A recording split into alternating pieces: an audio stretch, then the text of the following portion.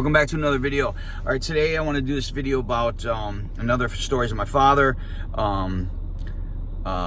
This is a critical video because there comes a time in your life where you're going to realize that you have 100% control over your destiny in life.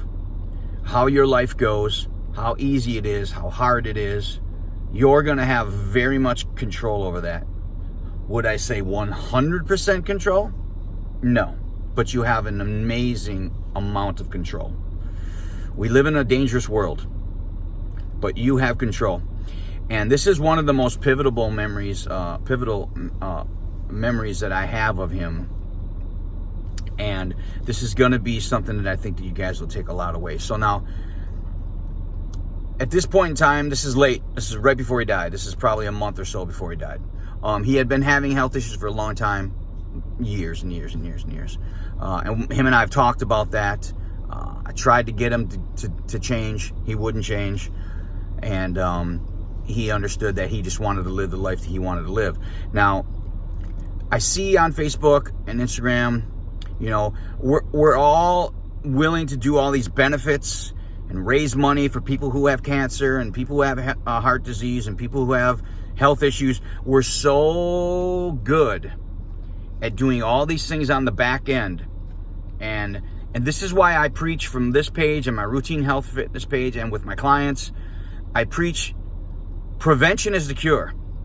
And we can do all these benefits for people with cancer and people who have died with cancer. And that's all beautiful and that's all special and that's all great.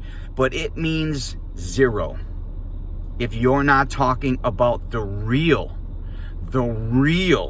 thing that matters, which is prevention.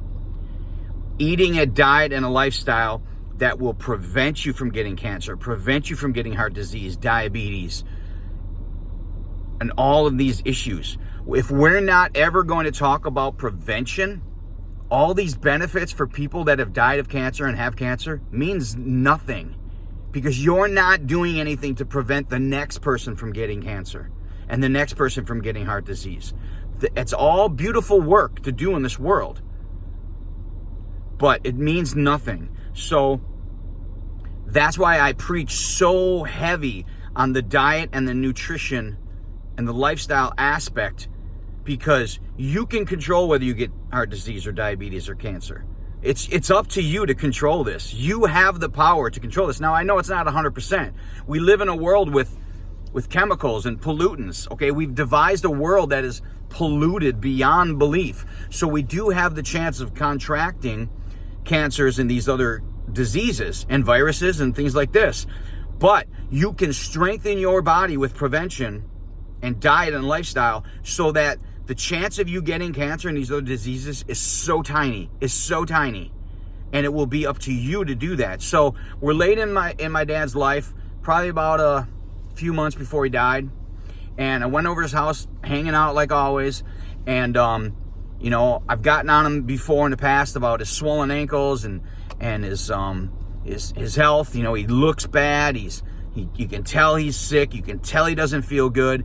He's in terrible health. He's been in terrible health for years. He doesn't want to do anything to change. He absolutely does not want to do anything to change. He wants to continue to eat bacon sandwiches. He wants to continue to eat his food.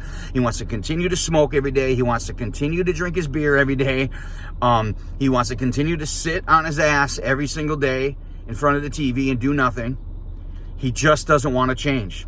But this is the day when I know he knew it's his fault, because we were talking about his health issues and he got upset, and I feel bad about it at the time, but it's like he looked me dead in the eye and he very frustratingly said, with tears in his eyes, he said, "I did this to myself. I did this to myself." And at that point, I knew that he knew he had a chance to change this. For years, he had a chance to change this and maybe make a different outcome for himself. And he chose not to. And the regret